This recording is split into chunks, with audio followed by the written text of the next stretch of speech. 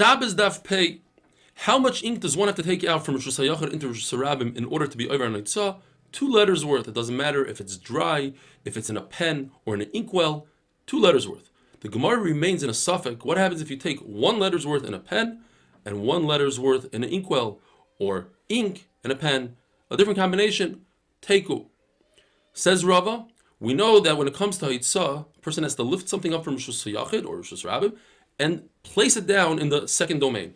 Writing consists of putting down. So if you're walking Rosh Hashanah and while you're walking you write, it's as if you put it in its resting place in Rosh Hashanah. If you wrote 1 letter, and in one awareness you wrote the second letter, however, by the time you wrote the second letter, the first letter dried up, the 2 letters do not combine to create a shir, and you are potter. If you put down a half a shir in Rosh Hashanah, a half a fig, and before you had a chance to put down the second half in order to be over, you lifted the first half. It's as if a dog came and consumed it and the 2 halves do not combine. If a person puts down a half a shir in Rosh Hashanah, and he takes the second half and he doesn't place it down, but he walks above the first half, and he's within 3 tfachim, we have the concept of lavud. Lavud within 3 tfachim is as if it was touching the other piece and they combine for 1 shir and he's chayiv. If a person takes out an object, a half a shir into Rosh Hashanah and another half a shir into a second Rosh Hashanah, they are mitzdaref as 1. Rabbi Yossi says if there's a reshus between them, it separates the 2 Rosh Hashanah and he's potter. What about a carmelist? If a carmelist divides the 2, that's considered another reshus, and therefore he's potter. Rabbi says a carmelist, since it's only midrabanan, is not mafsik. It's not considered another reshus. Rava says even a beam between the 2 Rosh Hashanahs is enough to create a separation, and they don't combine, because we see in Gittin that if a husband gives his wife his domain just to be kind of the get, and the get lands on a beam, it's not considered the wife's, because a beam is a different rishus. How much makeup, eyeliner, is one chayiv by taking out? Well, it depends. In the cities where women dressed more tznius, and they only showed 1 eye, so they would use eyeliner for 1 eye, so the shear is 1 eye. In the villages where they didn't have so much pritzos, so they didn't have to cover both eyes, so both of their eyes were uncovered, and they would put eyeliner on both of their eyes. Therefore, the shear is for 2 eyes. The Mishnah tells us wax, the shear is a very small amount to plug a small hole that wine, which is very thin, could come out of, not oil or honey. Glue, enough glue to put on top of a post to catch a bird, which is a lot of glue. Sulfur and tar, what they would do is they would have a flask for mercury, and they would cover the flask with tar. Then they would punch a hole in the tar to let out the mercury, and then they would plug that hole with tar. So that plug is the amount of tar, which is a very small amount. Rabbi Yehuda is consistent throughout all the Mishnayos here, and he always takes the smaller measurement. We saw that by a piece of gemi, a reed. The measurement according to Rabbi Yehuda was to measure a child's foot, and according to Chachamim, to make a loop on a sifter. When it comes to our Mishnah, charsis is crushed brick, the Tanakama says, to create the hole on a kur. And according to Rabbi Yehuda, it's to fix the foot, which is a smaller shear. This brings us to Tamid Beis. How much hair are you chayiv if you take hair outside? Enough to mix in clay. How much are you chayiv for clay? Enough to make the pikur of the kur that creates gold, which is a smaller measurement. Lime, enough to cover a girl's finger. The Gemara tells us that a girl that isn't 12 years old and she's embarrassed from her hair, if she's young, if she's poor, she would use lime.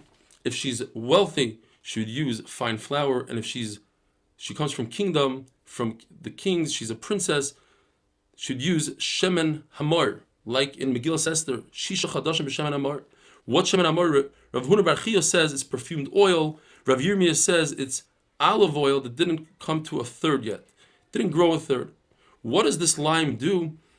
It removes the hair and causes a glow in the skin. And the Gemara tells us that Rabbi, he did so for his daughter. He took limb by limb, one at a time, covered it in lime, and he was able to get a great guy for his daughter who actually gave him 400 zuz. There was a guy that noticed this, and he said, let me do this for my daughter. And he covered her in one shot with lime, and his daughter passed on. And he went around screaming, Bibi killed my daughter, Bibi killed my daughter. Says Rav Nachman, it's only Rav Bibi that had to do so because he drank a lot of beer, and beer causes the hair to become dark. We had in the Mishnah, Rabbi Yehuda says, how much lime? Enough for kilkul. And Rabbi Nechemi says, andipi. What does this mean? According to Rav, Rabbi Yehuda is talking about to smooth the side of the hair down. And according to Rabbi Nechemiah, it means to shave right over here, this area. Rabbi Yitzchak says, we're talking about a barrel. We're not talking about a head of a human being. And the barrel has two spigots. And in order to plug the spigot to fill up the barrel, he would put some lime in there, says the Gemara, but that's not going to hold. The wine will corrode the lime, and the wine will come out. Says Rav Kahana, we're talking about a measuring cup. In order to make indications in the measuring cup, for instance, in the Beis Hamikdash, we had a measuring cup called a hin. The hin, halfway was for the par, a third was for the ayil, a quarter was for the keves. Or the pshat is a forehead. You put on the forehead, says the Gemara, a story about a forehead. In Galil, they asked a Galil, somebody that came from Galil, who came to Bavel, they asked him to darshan a Maisim Merkava, like we're going to have Bezer Hashem now in Shavuos, the Maisim Merkava. And he said, no, I can't.